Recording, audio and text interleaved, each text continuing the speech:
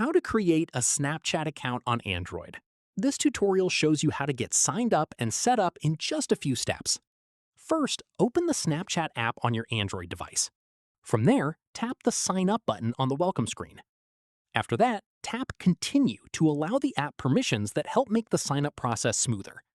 At this point, enter your desired username in the field provided. From there, tap Agree and Continue to accept the terms and move forward.